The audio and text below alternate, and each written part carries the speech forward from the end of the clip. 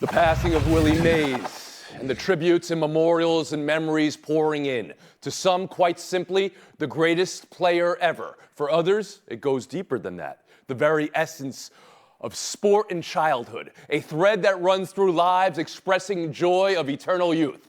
The Say Hey Kid playing a perpetual kid's game. Today, we remember the great Willie Mays around the horn.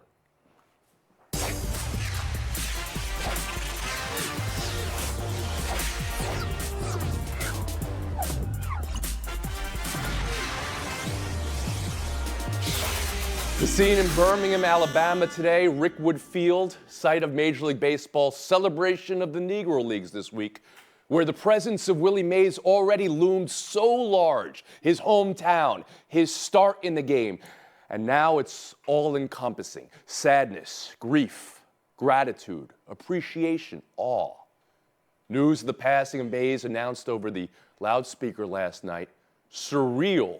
The words our Clinton Yates, there on assignment, used. Kevin Blackistone, I'd imagine there are not many athletes you've observed and covered in your career that have as massive impact on sports and culture as Willie Mays. Please, your thoughts. You know, I only wish I had lived in a National League city rather than an American League city, so I could have had the opportunity to actually see Willie Mays, to see his greatness. I mean, my father always said that he was the greatest ball player he had ever seen. And my memory of him, obviously, is through television, film, and videos. But I'll say this, to me, he was one of the rebuttals to the major leagues that were segregated, right? Because he was in the vanguard of that movement. He comes in and he starts to win award after award. He starts to set record after record. And he becomes one after another of guys who started their baseball careers in the Negro Leagues and then came into the major leagues and set it on fire. That's the kind of guy he was. And remember, he also stepped away from the game for a year and a half or two to serve in the Korean War as part of the military, which is a sacrifice that some people have forgotten about his career. And then the last thing I'll say about him, which I think is really the most remarkable thing, after I tell you I never saw him, but I remember the videos of him, those grainy black and white videos of him playing, is that in this time when I think sports history has become so shallow, Willie Mays broke through that. Just a week or so ago, when Cam Cannarella for Clemson made a great over-the-shoulder catch to help beat Florida in the college baseball playoffs, the first thing anybody said was it was a Willie Mays-like catch. That catch was made in 1954, and still the greatness of Willie Mays is able to break through people's memories. Ramona Shelburne, I'll turn to you now on how, a young player yourself playing the great sport, remember Willie Mays, the legend. I mean, Kevin, I'm so glad you brought up the catch. That's in the 1954 World Series, and like as an outfielder, we all tried to do the Willie Mays catch. Like that was that was something you like aspired to. You know, in tennis, you hit the ball through your legs as you're going. The Willie Mays catch is like the best catch you could possibly ever make, and that's for somebody who I grew up in the 80s and 90s, but I still think people growing up now, if you make a Willie Mays catch, everybody knows what that is, and so. I think one of the reasons what I always saw him is, you know, his size, speed, athleticism, grace, elegance. But he also he was never fazed by any of the pressure. I mean, this is a guy who started his career. He gets put in there at number 3 in the batting order. Starts off his career 1 for 25.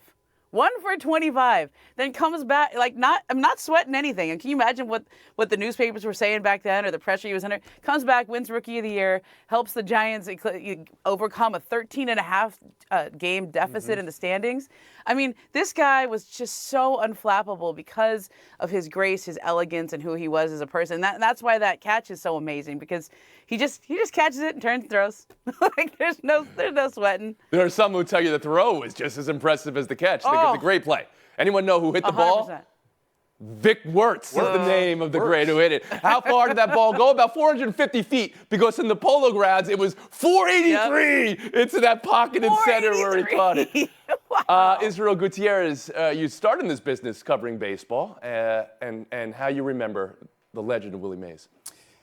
Well, he was always sort of this mythological athlete, more so even than Babe Ruth, because he sort of stood the test of time. The era that he played in, there obviously, as we mentioned, there was the race barrier had been broken.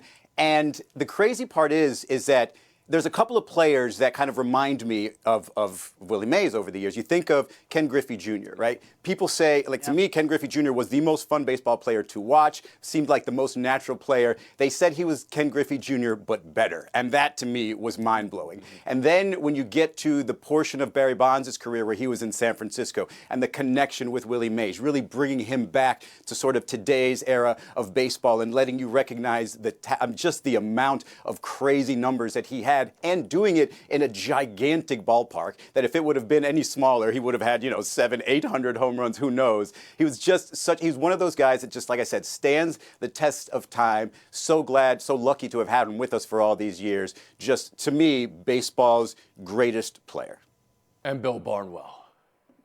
Really, Willie Mays feels like the beginning of modern baseball, a player who was young enough to play in the Negro Leagues and then in an integrated league become the best player in baseball and be lauded that way by a white audience watching Major League Baseball. And I mean, the thing with Willie Mays when you watch him is he made things look so easy.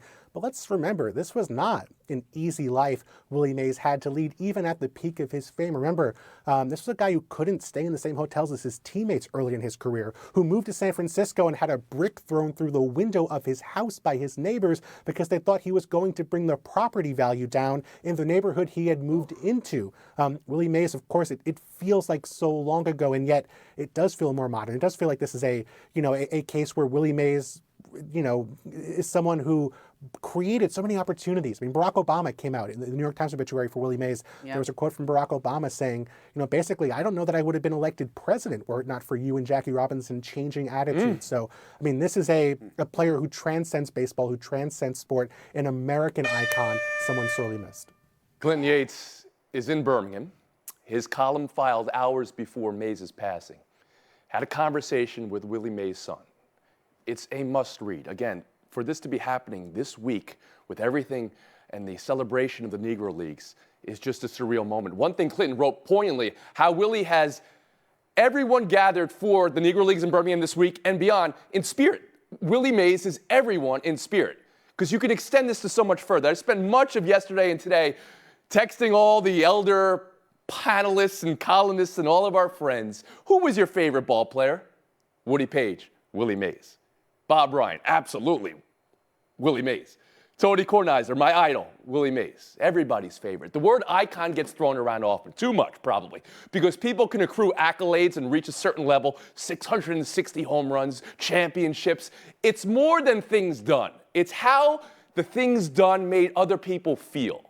There were songs about Willie Mays. There's the video of him playing stickball on the streets of New York with kids and neighbors. There's the video with Vin Scully 6 decades later. Scully's just giggling, being around Willie Mays. Willie made nearly a century of sports fans feel like a kid. What power. What a feeling. The essence of sports and life, Willie Mays. Wow.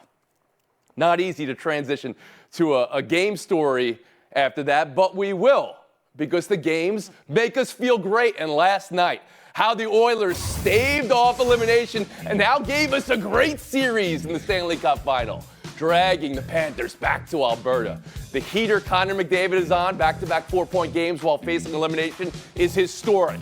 His second goal, the empty netter after Tkachuk had the save, we're going to get to that in a second. How Florida could not hoist again with the cup in the building. Israel Gutierrez, I turn to you in South Florida with the playoff goatee. Number one takeaway. And should Florida be nervous? Ouch, the cup was in the building. Look, I've got a razor ready to go. It was ready to go last night. Still can't get this I think thing, you should keep it. taken off. I think part of the problem, I would say, is maybe don't give up a shorthanded goal to start off the game. They did that in back-to-back games here, and that's the problem that I see. Edmonton has found a way to deal with the Florida forecheck, has found a way to deal with their physicality through the first two periods. If you go back and look, the third period has still been the Panthers' period, but in the game 4 they fall behind early. In this one, they fall behind 4-1, almost come back. But that's been their issue here. They've been they've been able to maintain and stay and play their game in the first two periods, Edmonton has, and then just Florida takes over in the third. But these last two games, they've been showing their strengths, they've been showing their ability, their speed. They look so much faster than the They Panthers. are The so Panthers much have to hold faster. them It's down not for just those looking. So those should first the two periods Panthers and hope. be nervous at the risk here of going to Edmonton right now in what was a 3-0 series, 3-2? They should absolutely feel nervous. I mean, just look back at the stat. The 3 times that they lost 3 games in a row, they went on streaks of 9-0, 16-0, and 5-0. That's plenty of 4-0 yes. streaks within there. So that Edmonton team knows what they're doing here, and if they found a rhythm, they can Ramona, absolutely should take Florida this be series. nervous?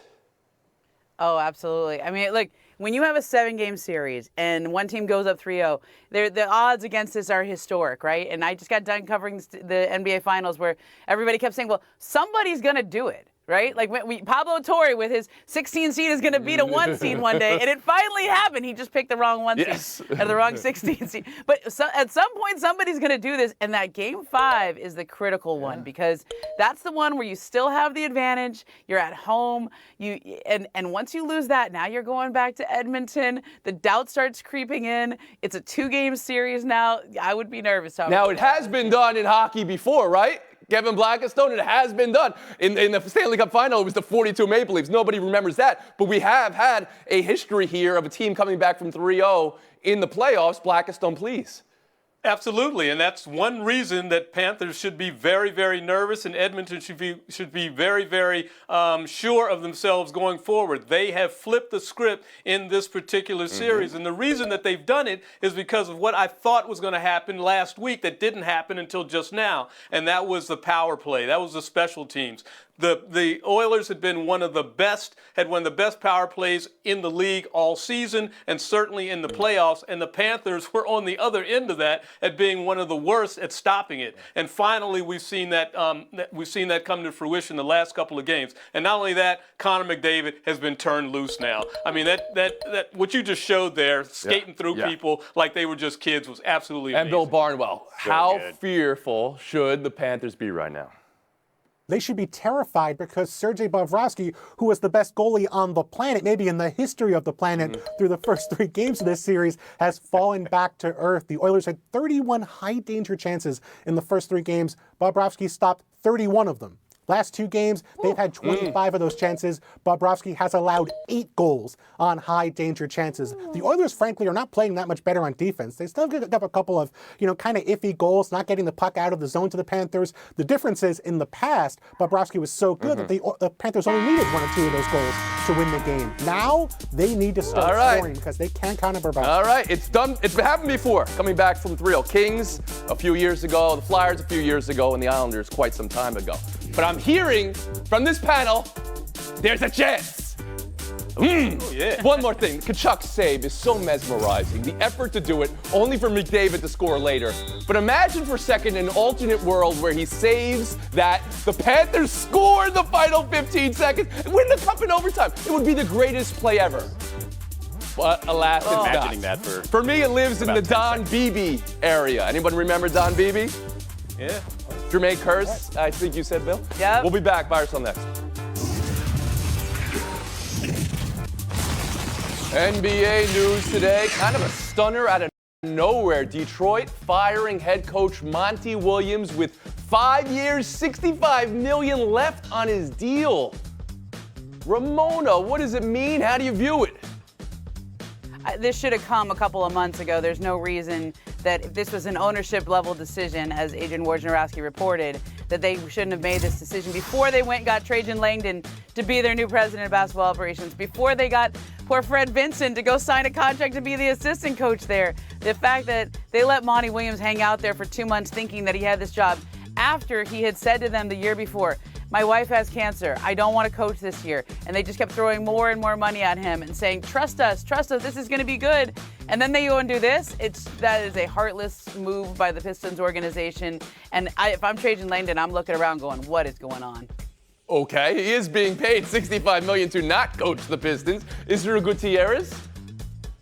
Yeah, if he didn't want to be there, I hate to say this, but it kind of showed. I watched a lot of Pistons games last year, and they weren't a very well-coached team. Even for a young team, I know he was put in a difficult position, but that was kind of why they threw all that money at him, to be a nurturer, to help these young players develop and grow, and there was nothing really happening there. His offense made life really difficult for Cade Cunningham, and what it sounds to me like is they were trying to figure out a way to not waste that money, to try to figure out a way to keep Monty, and it just turns out, hey, not going to happen. Kevin Blackistone. Nothing has happened in Detroit for about the last 15 years where they put together the worst record in the NBA, and they expected Monty Williams to come in and turn it around in just one season with that roster? Come on, give me a break. That was a horrible decision. You need to have some patience. You got a guy in there who has been to close to the mountaintop in the NBA. Give him a shot. That was no shot at all, a waste of money. And if I'm a Detroit Pistons fan, I'm tearing up my tickets for a few years. And Bill Barnwell. It's an indictment of ownership. How can you go out last year for a coach, as Ramona said, did not really want this job to begin with, pay him over the odds to get him into town, and then after a year with one of the worst rosters on paper in the league, even though they played poorly, even though this was not a well-coached team necessarily, decide after 1 year you're done and you're going to eat $65 million over the rest of this deal? I mean, that's money you could have put to so many other things in your organization. Just speaks to how haphazard this is being run, that your opinion can change so much in 1 year beyond Trajan Langdon. This is an indictment of ownership, not just the people below the ownership. Ramona, does Monty Williams still want to coach? There are other teams that may be hiring. Yeah. Look, when the Lakers first started their coaching search, I think there was some idea that they would wait to see what happened with Monty Williams in Detroit. But they're already down the road with a couple of candidates. They've done so many interviews. And I think for Monty, he didn't really want to coach last year, and he coached. So I think now you got to process this and take some time before you decide whether to leap into any kind of new situation. Although the longer it takes, the more there's a chance. More news today. Buy or sell two, WNBA news of the day, and it's brutal. Cameron Brink officially torn ACL. This was tough to watch. The fears realized today for the LA Sparks. She's out for the year. Ramona, your reaction to this? I'm really bummed. She's been such a bright spot for the Sparks this year, for the league this year. She's a rookie who's just everywhere. It's a great personality, but in some ways it might not be the worst thing for everyone involved. It's so hard coming off an entire college season, going right into the WNBA. So give her a rest and a reset, and it also helped the Sparks get a top pick again next year when they can get Paige Beckers or somebody. Israel Gutierrez. Yeah, no pun intended, but she was such a spark for the league and in this rookie class. I will say, though, if this had happened, she's played a lot of basketball. If this had happened to another rookie that people like to talk about, the headlines would be Clark played too much basketball, responsible for knee injury. Yeah. So maybe in the future we talk about maybe getting some more of a gap between their college season and the pro season, and with an Olympic year as well. And she's on the roster for the Team USA 3-on-3. Kevin Blackistone on Brink's lost season now. Yeah, I mean, it's a bummer, of course. It's a reminder that injuries happen. It's also a sad reminder that for whatever reasons, and science hasn't quite figured it out, that women athletes, particularly in basketball, suffer ACL injuries at a rate 6 times greater than their men counterparts. And in the WNBA, 37% of the knee injuries are ACL injuries. It's a horrible, horrible thing, and hopefully we can find some way to protect the women. And Bill against Barnwell. Disappointing not just for the WNBA situation, but also in advance of the Paris Olympics, where, as you said, she was going to be on the 3x3 team. Maybe one of the bright spots, a few bright spots coming from this. Her teammate Dearica Hamby has been playing at a high level, leads the WNBA in rebounds. Maybe an opportunity for her to come in and take Brink's place on the 3x3 team. Ramona Shelburne, Kevin Blackistone, thanks for your time today. Israel Gutierrez, Bill Barnwell. That's our showdown. Next. Yankees-Orioles game 2 of their midweek series tonight. It was already hot, kicked up a notch with the hit by pitch on the hand of Judge. The good news for the Yankees, X-rays were negative. You can see Judge smiling about it after the game, but he said he's definitely pissed. And tonight, Garrett Cole comes back. We got some heat here. What are you expecting tonight? The tension's rising. Israel Gutierrez around the one of you. Expecting the tensions to continue to rise for the rest of the season. Look, when they go at high and hard at your main guy and then go at him again and hit him in the hand, look, they're right behind you in the standings. That's actually... You think this was on purpose? Right now. A purposeful high inside pitch? I do think it was on purpose. I think it was not necessarily to hit him, but absolutely to threaten. Bill? I don't believe it was on purpose. I don't believe the Orioles are on the Yankees level right now. Yankees 50-24 without Garrett Cole, their Cy Young candidate. ERA under 3 from their starters. I think they're head and shoulders above the Head Orioles. and shoulders they got above the victory team that won the division last year? I don't know about that. It's this year. We'll move on. All the drama in baseball. In the 9th inning last night, so the Phillies walked off the Padres. Brewers got a home run robbery to beat the Angels. And Dodgers-Rockies was the most ludicrous. Colorado thinking they won on a strikeout swing here. Umpire said it was a check. Next pitch, home run. Dodgers score 7 in the 9th to win. Bill, you got to be kidding me.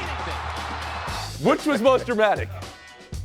It was Frelick's catch to save a home run that would have tied the game in the 9th inning. How is the Dodgers beating the Rockies dramatic so in wrong any here. way? Go ahead, Israel. It is more dramatic. It is also more inclusive. You score 7 runs in the 9th inning to beat this opponent. Of course, everybody feels better about it. That's the way you get momentum Frelick's going. catch probability was like 95%. That was a strikeout before the home run, by the way. Rockies have beef. Take it, Israel. Thanks, Tony. You know, back when I used to start watching golf, I never really understood the concept of these older great golfers participating in these tournaments when they had no chance to win.